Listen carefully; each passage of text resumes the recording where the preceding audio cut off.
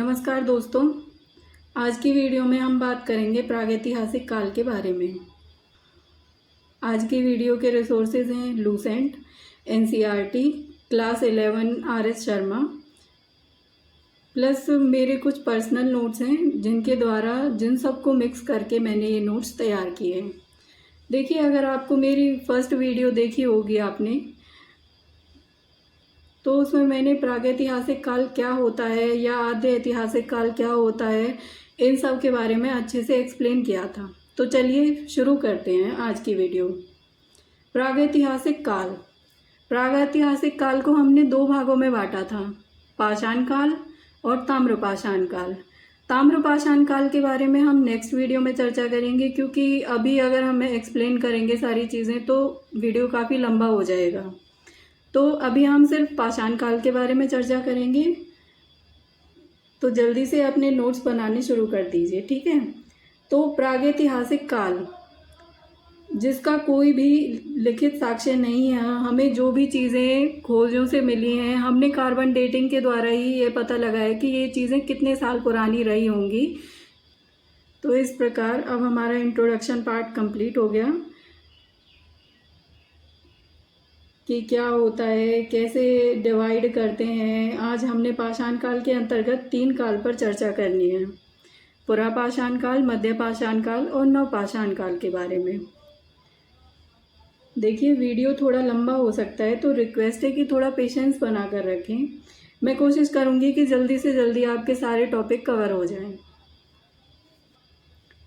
इसमें देखिए, मेनली हम 4-5 चीज़ों पर फोकस करेंगे जहाँ से मेनली क्वेश्चन आते हैं, जैसे कि शिकार कब करते थे, होमो सेपियंस कब आए, आग की खोज कब हुई, स्थायी आवास या फिर स्थायी जीवन जीना उन्होंने कब शुरू किया, और खेती करना कब शुरू किया। तो बस यही सब टॉपिक पे हमें आज डिस्कशन करना है। चलिए ठीक है, फिर हम आज के टॉपिक की शुरुआत करते हैं। पाषाण काल। पाषाण काल का समय जो माना जाता है वो हर बुक में हमें कुछ किताबों में अलग अलग देखने को मिलता है। तो हम इसको लगभग मान लेते हैं कि 5 लाख ईसा पूर्व से 4000 ईसा पूर्व तक है। पाषाण काल को 3 भागों में बांटा जाता है, पुरापाषाण काल, मध्यपाषाण काल और नवपाषाण काल। इसको 3 भागों में बांटने का कारण है उस समय के औजार और इनकी जीवन शैली, जिसके आधार पर हम इन्हें 3 भागों में बांटते हैं। तो सबसे पहले चलिए हम शुरुआत करते हैं पुरापाषाण काल से। पुरापाषाण काल को भी 3 भागों में बांटा जाता है, निम्न पुरापाषाण काल, मध्य पुरापाषाण काल और उच्च पुरापाषाण काल। देखो, एज के बारे में हम ज्योग्राफी में आगे अपनी जो वीडियोस होंगी उनमें डिस्कस करेंगे, क्योंकि अभी इसका इतना रेलेवेंस नहीं है कि एजेस कौन सी कब आई, कैसे हुआ, क्या था, ये सब हम ज्योग्राफी में डिस्कस करेंगे। तो यहाँ पर सिर्फ ये जानना इम्पोर्टेंट है कि हिमयुग था, आइस एज थी, यानी कि उस समय बहुत बर्फ़ ही बर्फ़ थी हर जगह। तो अगर बर्फ़ होगी तो ज़्यादा वनस्पति, ज़्यादा पेड़ पौधे, ये सारी चीज़ें नहीं होंगी, क्योंकि हर जगह बर्फ़ थी। बट एक चीज़ थी कि हर काल के साथ जो बर्फ़ है वो धीरे धीरे पिघलना शुरू हो गई थी। और इसके बाद युग हमने डिस्कस कर लिया है। इसके बाद हम इनके व्यवसाय के बारे में चर्चा करते हैं। तो इनका जो व्यवसाय था वो था आखेटक और खाद्य संग्रहक समूह। आखेटक यानी कि शिकार, खाद्य संग्रहक यानी पेड़ पौधों से जो भी उन्हें फल फूल, जो भी चीज़ें मिलती थी खाने योग्य, वो एकत्रित कर लेते थे खाने के लिए। इसके बाद उन्होंने कौन कौन से पत्थरों का प्रयोग किया, तो निम्न पुरापाषाण काल के लोगों ने क्वार्ट्ज़ाइट पत्थर का प्रयोग किया, और जो मध्य पुरापाषाण काल के थे उन्होंने चर्ट, जैस्पर पत्थर का प्रयोग किया। उच्च पुरापाषाण काल में अगेट पत्थर का प्रयोग किया। इसके बाद इनके औजार कैसे कैसे थे, तो निम्न पुरापाषाण काल में चौपर, हाथ की कुल्हाड़ी, ऐसे साक्ष्य, इनके जो साक्ष्य हैं वो हमें अतरीपक्कम और पल्लर से मिलते हैं। इसके बाद मध्य पुरापाषाण काल, तो मध्य पुरापाषाण काल में स्क्रैपर और ब्लेड, ये मध्य पुरापाषाण काल के औजार थे। और उच्च पुरापाषाण काल में जैसे जैसे टेक्नोलॉजी का आविष्कार होता चला गया, वैसे वैसे इनके जो औजार थे वो ज़्यादा धारदार और ज़्यादा सुंदर दिखने लगे थे। तो उच्च पुरापाषाण काल में ब्लेड और सुई, ये इनके औजार हो गए थे। निम्न पुरापाषाण काल और मध्य पुरापाषाण काल में हमें कला का कोई साक्ष्य नहीं मिलता है। जो सबसे पहला साक्ष्य हमें कला के बारे में प्राप्त होता है वो है गुफा चित्रकारी का, और वो मिलता है हमें भीमबेटका यानी कि मध्य प्रदेश से। तो पुरापाषाण संस्कृति हमें भारत के हर एक पार्ट में देखने को मिलती है, सिर्फ गंगा और सिंधु नदी के उपजाऊ क्षेत्रों में नहीं मिलेगी। तो ये तो हो गया हमारा पुरापाषाण काल। अब हम नेक्स्ट पार्ट की तरफ आगे बढ़ते हैं जो कि है मध्य पाषाण काल। तो इससे पहले मैं आपको बता देती हूँ कि अगर आपको मेरा ये नोट्स अच्छे लग रहे हैं और आप इनको डाउनलोड करना चाहते हैं तो आप मेरे टेलीग्राम पेज से भी इनको डाउनलोड कर सकते हैं। मैं नीचे डिस्क्रिप्शन बॉक्स में लिंक दे दूँगी। पुरापाषाण काल से जुड़े कुछ अन्य तथ्यों के बारे में भी हम लोग जान लेते हैं, जैसे कि उस समय के जो लोग थे वो गुफाओं में रहते थे, कृषि की कोई उन्हें जानकारी नहीं थी और वो पशुपालन भी नहीं करते थे। अब बढ़ते हैं अगले काल की तरफ जो कि है मध्य पाषाण काल, जिसका समय है 10,000 ईसा पूर्व से लेकर 8,000 ईसा पूर्व। मध्य पाषाण काल, तो मध्य पाषाण काल जो है उसे हम ट्रांजिशनल फेज भी बोलते हैं। ट्रांजिशनल फेज मतलब होता है कि बदलाव का युग, जैसे कि जो पुरापाषाण काल था और जो नवपाषाण काल है। पुरापाषाण काल में क्या था कि आइस एज थी, सब कुछ जमा हुआ था और हमारे पास कोई औजार इतने नहीं थे, कोई भी टेक्नोलॉजी का डेवलपमेंट नहीं हुआ था, ना कृषि करते थे, कुछ भी नहीं था। और नवपाषाण काल में क्या हुआ कि स्थायी जीवन आ गया, कृषि करना शुरू कर दिया, ये सारी चीज़ें हो गई। तो इसके बीच का जो काल था उसे बोलते हैं मध्य पाषाण काल, इसीलिए इसको हम ट्रांजिशनल फेज भी बोलते हैं, जिसमें मनुष्य अनफर्निश्ड से फर्निश्ड स्टेज की तरफ आगे बढ़ा था। तो इसमें जो युग था वो तो होलोसीन युग, यानी कि अब जो बर्फ है वो धीरे धीरे पिघल चुकी थी। होलोसीन युग को आज का यानी कि वर्तमान समय भी बोला जा सकता है। तो जब बर्फ पिघल गई तो लोगों के व्यवसायों में भी परिवर्तन आना शुरू हुआ होगा, क्योंकि वनस्पति ये सारी चीज़ें बढ़ गई। तो लोगों ने क्या किया कि आखिर ये मतलब शिकार तो करते ही थे, साथ में खाद्य संग्रह भी करते थे, परंतु मध्यपाषाण काल के अंत तक आते आते क्या हुआ कि चारागाह के साथ साथ पशुपालन भी शुरू हो गया। अब बात करते हैं इनके औजारों की। तो इनके जो औजार थे उनको माइक्रोलिथ बोला जाता है, जो आगे से तीखे नोकदार होते थे। ये पत्थर के छोटे छोटे ज्यामितीय उपकरण थे।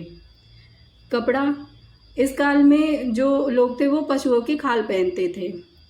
और पशुपालन के जो हमें सर्वप्रथम साक्ष्य मिले हैं वो मिले हैं राजस्थान के बागौर और मध्य प्रदेश के आदमगढ़ से। ठीक है, तो चित्रकला, इस काल में लोग पशुओं का शिकार करते हुए चित्र करते थे, मतलब इसके साक्ष्य हमें गुफाओं से मिले हैं। प्लस हमें यहाँ की जो चित्रकला थी उस समय की, तो उससे हमें उस समय के सामाजिक और आर्थिक जीवन की भी जानकारी मिलती है। धीरे क्या हुआ, जैसे जैसे क्लाइमेट चेंज होता चला गया तो लोगों ने ज़्यादा दिन तक एक स्थान पर रुकना शुरू कर दिया, पर अभी भी स्थायी जीवन शुरू नहीं किया था। तो अब बढ़ते हैं हमारे नेक्स्ट स्टेज की तरफ जो कि है नवपाषाण काल। तो इसमें बढ़ने से पहले मैं आपको एक बार और याद दिलाना चाहूँगी कि अगर आप नोट्स नहीं बना रहे हैं तो आप नोट्स बनाना शुरू कीजिए, क्योंकि अगर आप नोट्स नहीं बनाओगे तो आप एग्ज़ाम तक आते आते सारी चीज़ें भूल जाओगे। अभी आपको लगता है कि आप सारी चीज़ें याद रख रहे हो, बट धीरे धीरे क्या होता है कि चीज़ें याद कम हो जाती हैं। तो अभी हम शुरू करते हैं नवपाषाण काल। इसका समय है 8,000 ईसा पूर्व से 4,000 ईसा पूर्व। इसको भी होलोसीन युग में ही हम काउंट करेंगे क्योंकि ये आज का ही समय है। इस काल में पहिए का आविष्कार हो चुका था, क्योंकि जो मृदभांड की शुरुआत का साक्ष्य मिलता है, वो जो मृदभांड मिले थे वो कुम्हार के चाक पर बने थे। मृदभांड के रंग कैसे थे, तो जो मृदभांड के रंग थे वो थे काला, और उसके ऊपर जो लाल रंग होता है उससे चित्रकारी की गई थी। इस काल में हमें पता चलता है कि आग की खोज हो चुकी थी। साथ ही साथ इस काल में पता चलता है कि कृषि की भी लोगों ने शुरुआत कर दी थी। कृषि की शुरुआत का साक्ष्य हमें मेहरगढ़ से पाकिस्तान से मिलता है। तो मेहरगढ़ से हमें सबसे पहले क्या प्राप्त हुआ, वो है गेहूं और जौ का साक्ष्य। मेहरगढ़ से हमें आवास का साक्ष्य भी प्राप्त होता है, जिससे हमें पता चलता है कि लोगों ने स्थायी जीवन जीना भी शुरू कर दिया था। गार्डन चाइल्ड ने मृदभांड, कृषि, पहिए, आवास की शुरुआत के आधार पर इस काल को नवपाषाण क्रांति की संज्ञा भी दी है। अब बात करते हैं नवपाषाण काल के स्थलों के बारे में। तो इनको डिस्कस करने से पहले मैं आपको मैप के थ्रू चीज़ें समझाने की कोशिश करूँगी, क्योंकि हम वैसे नाम याद रख पाना थोड़ा मुश्किल होता है। अगर हम उनको एक बार मैप में दिखा दें तो चीज़ें थोड़ा आसान लगने लग जाती हैं। जैसे कि कश्मीर में कौन कौन से स्थल थे नवपाषाण काल के, वो थे बुर्जहोम और गुफ कराल। इसके बाद बिहार से हमें चिरांद जगह से साक्ष्य मिले हैं। यूपी में कोल्डी हवा और महागार से साक्ष्य मिले हैं। और पाकिस्तान में हमें मेहरगढ़ से साक्ष्य मिले हैं। तो चलिए बात करते हैं स्थलों से हमें क्या क्या प्राप्त हुआ है इसके बारे में। सबसे पहले है मेहरगढ़ के बारे में। मेहरगढ़ से हमें गेहूं, जौ, आवास का साक्ष्य मिला है, जो कि हम पहले भी डिस्कस कर चुके हैं। इसके बाद है कश्मीर। कश्मीर से बुर्जहोम से हमें गर्द आवास का साक्ष्य मिला है। गुफ कराल से हमें कुम्हार के चाक का संदर्भ मिला है। प्लस हमें यहाँ से मालिक के साथ कुत्ते का शवाधान मिला है। और उस काल के जो शवाधान थे उसमें हमें कई बार कुछ चीज़ों के भी साक्ष्य मिले हैं जो इंसान के साथ दफनाए गए थे, जिससे हमें लगता है कि ये लोग मतलब आगे जीवन में भी बिलीव करते थे। अब है कोल्डी हवा। कोल्डी हवा जो कि उत्तर प्रदेश में है, गंगा घाटी के पास। इससे हमें जंगली चावल का साक्ष्य मिला है। माना जाता है कि ये चावलों के मतलब सबसे पुराने चावलों में से एक माने जाते हैं। और बिहार के चिरांद से हमें हड्डी के उपकरण प्राप्त हुए हैं।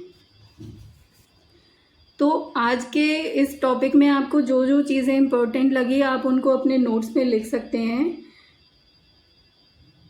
आज का टॉपिक हमारा कंप्लीट हो गया है। इसके बाद हम ताम्रपाषाण काल बचता है सिर्फ, तो हम अगले वीडियो में ताम्रपाषाण काल के बारे में चर्चा करेंगे। आज के लिए इतना ही, मिलते हैं नेक्स्ट वीडियो में।